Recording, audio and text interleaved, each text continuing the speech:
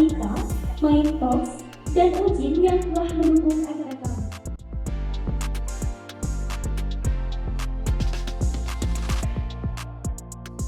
Yaitu talk show yang akan dipandu oleh founder Mindbox Talk. Kepada Civitas Academy, kepada para profesional, bersama Mind Talks, kita akan menyisir ruang visual dan ruang dengar Anda.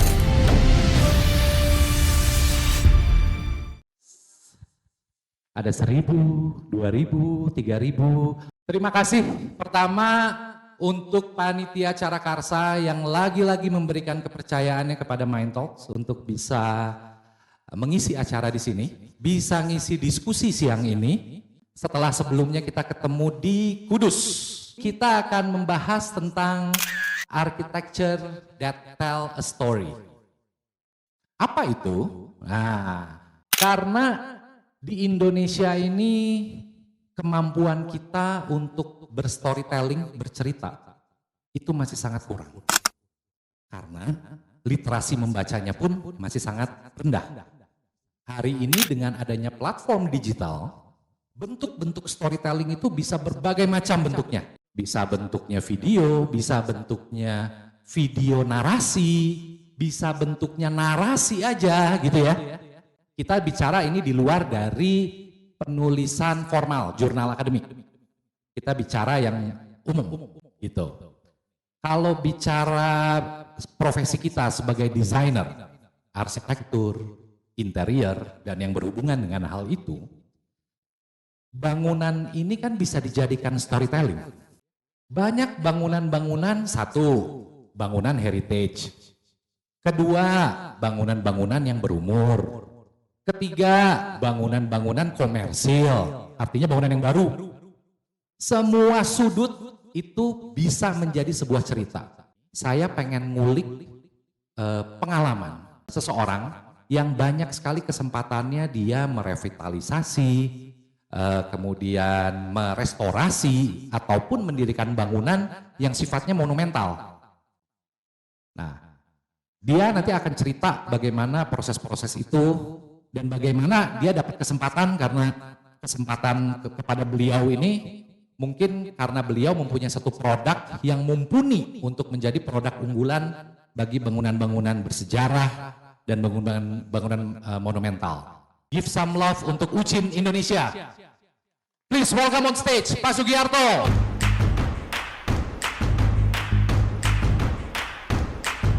Kita atas nama UPI mengucapkan terima kasih untuk dukungan Ujin Indonesia, Pak Sugi untuk bisa hadir di sini. Kita dapat dulu sedikit mengenai produk yang membuat Pak Sugi ini bisa mendapatkan kesempatan di mana-mana di Indonesia ini. Pak Sugi bawa gambar. Entar lo, ada yang tahu nggak ini gambar apa? Arsitektur UPI Angkatan 23, kalau nggak salah itu namanya Benteng Ambarawa. Jadi ini sketsa dari Benteng Pendem Ambarawa atau namanya itu Fort William I. Nah, sekarang Fort William I ini sudah berumur 300 tahun dan sedang direhabilitasi. Jadi saya minta satu komunitas menggambarkan mural ini, lalu saya beri coating di atasnya mural sketsa ini dan hobi mewarnai, bisa diwarnain pakai cat itu. Nah, nanti setelah kita selesai ini, cat yang sudah mengering itu bisa dikelupas kembali. Perkenalkan, nama saya Muhammad David Ferial dari SMK 5. Oh, di situ ada cat, ada warna-warna, Ya, macam-macam warna. ada macam-macam warna. Silakan mewarna. Ya, jadi asalnya saya dulu sekolah kimia polimer di Jerman. Lalu saya saya yang dikirim dari Ujin Jerman buka pabrik di Turki, Ukraina, China. Lalu tahun 2002 saya mengajukan kepada pemilik pabrik Ujin di Jerman itu untuk buka pabrik di Indonesia. Jadi dari tahun 2002 saya kembali ke Indonesia dan buka pabrik di sini. Produk yang dibuat itu mortar. Ada yang tahu nggak mortar? Jadi definisi mortar itu ilmiahnya adalah campuran daripada semen dan agregat dengan gradasi di bawah 8 mili. Jadi kalau dia di atas 8 mili, jadi bisa dibayangkan 8 mili itu kan cukup besar ya. Kalau di atas 8 mili kan berarti boleh 1 cm, boleh 2 cm, nah itu namanya beton. Kalau di bawah 8 mili, berarti kan agak kecil. Biasa dipakai di pekerjaan finishing. Nah, kerjaan finishing pakainya namanya mortar. Ini ada spesifikasi khusus karena bangunan cagar budaya itu waktu dibuat misalnya 300 tahun yang lalu, belum ada semen. Jadi misalnya benteng pendem Ambarawa itu 300 tahun yang lalu itu belum ada semen, sehingga tidak ada pondasi beton di sana. Sementara namanya aja benteng pendem, berarti dia posisinya agak rendah.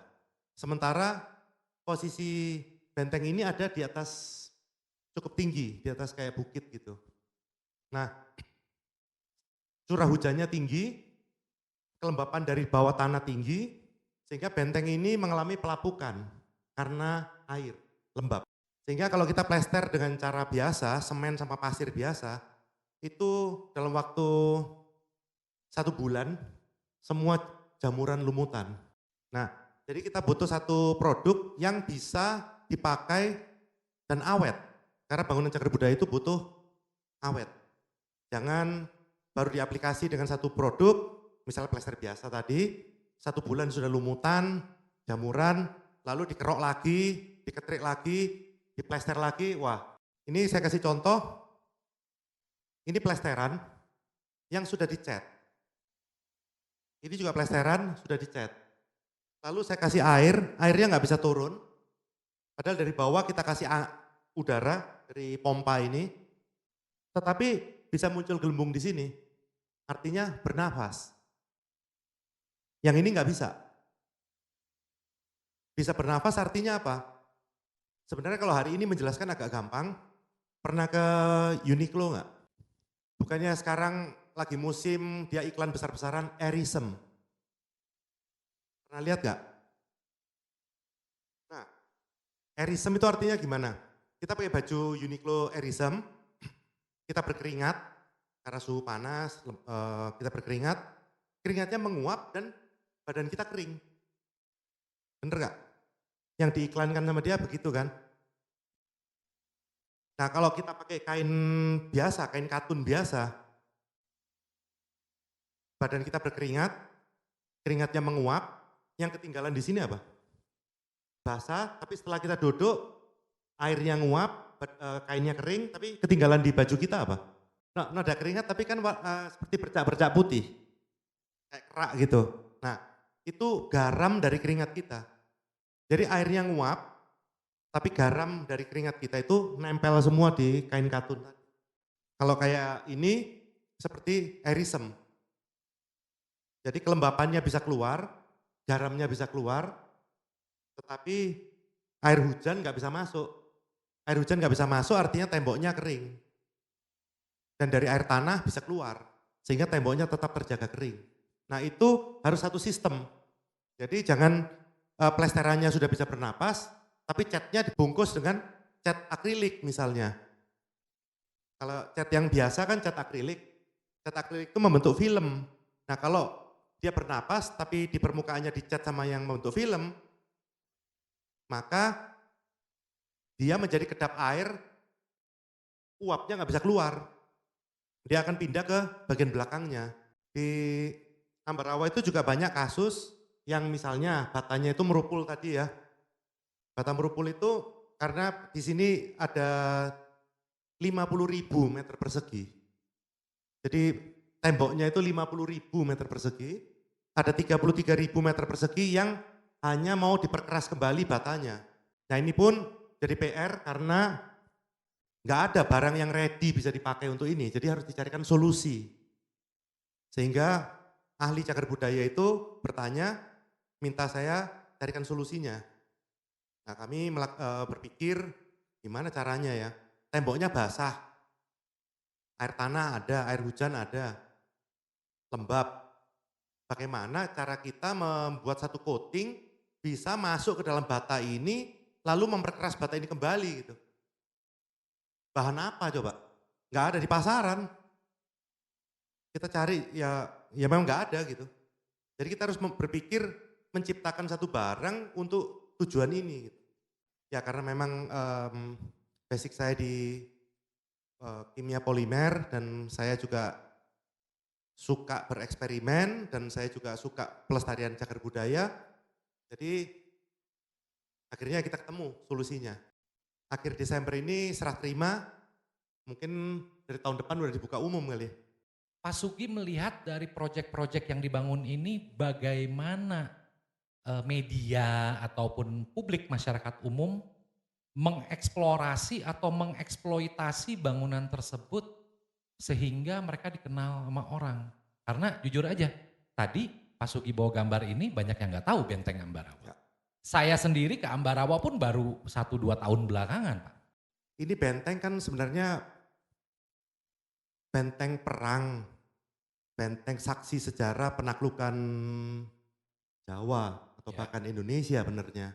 Jadi bangsa Belanda dulu datang kemari, dia mendarat di Semarang, dia pergi ke atas gunung ini, dia lihat situasi strategis, 1 jam ke Semarang, Jogja, Solo. Jadi dia Jadi membuat sentral ini sebetulnya sangat dibikin. sentral, luar biasa posisinya. Di atas gunung, di tengah sawah, jadi susah dilihat sama pejuang pada saat itu. Mau nyerang benteng ini juga susah di atas gunung, tapi ya nggak banyak yang tahu gitu. Saya pun dulu kalau dari Jakarta ke Surabaya, ngelewatin Semarang, Semarang lewat Ambarawa, ya asal lewat ya. Tuh kan, sama ya. Nya kemampuan narasi kita ya Pak ya. Ya. Berarti Bapak seringkali dapat kesempatan mengolah proyek, tapi baru riset tentang proyek itu Pak? Benar, setelah dapat baru riset. Pernah ada juga yang bangunan keuangan itu Pak di Jakarta? AA Maramis. Ada yang tahu? Nah ceritanya apa itu gedung? Itu istana Daendels, jadi Gubernur Jenderal Hindia Belanda saat itu.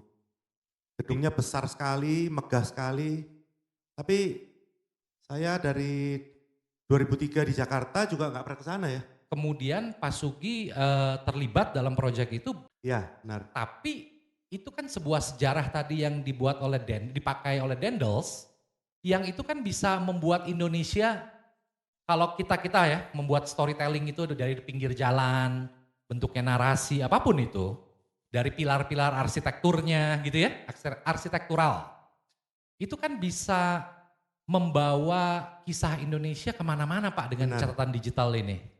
By the way Pak, ini Bapak bawa akuarium. Ya. Nah ini apa ini Pak? Nah tadi ini miniatur dari apa yang kita lakukan di Ambarawa. Jadi ini plesterannya, lalu nanti akan dicat dengan cat khusus ini, sehingga membuat satu sistem di mana air tidak bisa menembus, masuk, tetapi kelembapan atau udara atau uap air bisa keluar. Yang satu adalah cat biasa, dia mampet.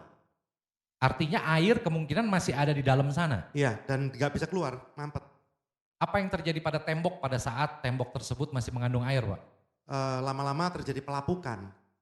Dan catnya tidak kuat, dia gelembung, lama-lama muncul jamur, lumut, lalu terkelupas, dan plesterannya rapuh, lapuk. Artinya dari segi biaya sebetulnya ini menjadi masalah dong? Ya, akan terjadi renovasi berulang.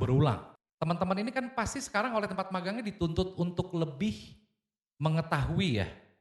Pada saat kalian disuruh membantu mendesain gitu ya, apapun di tempat magangnya nanti. Pasti kan dituntut untuk tahu material-material. Karena akan begini, apa yang terjadi bagi tempat kalian magang?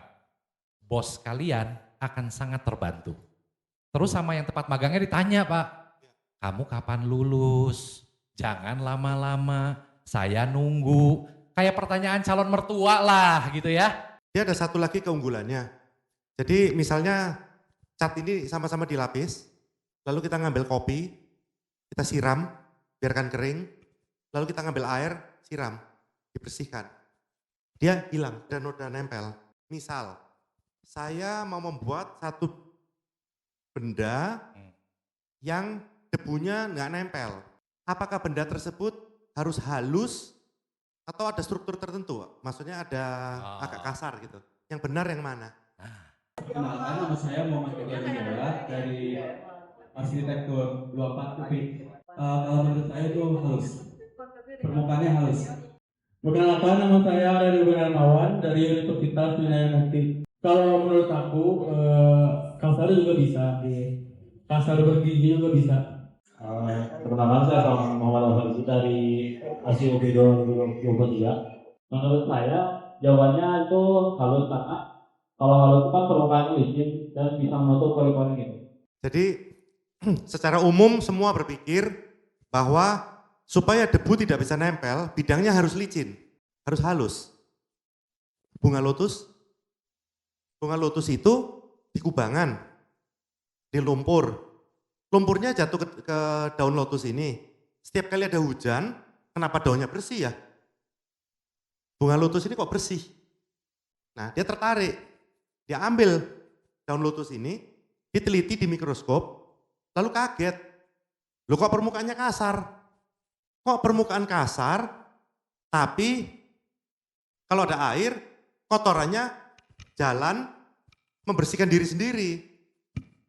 Nah, lalu dia selidiki, seperti apa permukaan seperti itu gitu. Nah, lalu dia menemukan ini dan dipatenkan tahun 1999. Gitu. Jadi ini contohnya kalau ada kotoran kita semprot, kotorannya membersihkan diri sendiri. Gitu.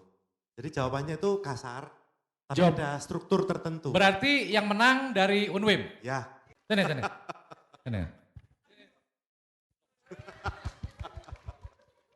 Gua udah yakin jawaban Gerigi tadi lu bawa berkah.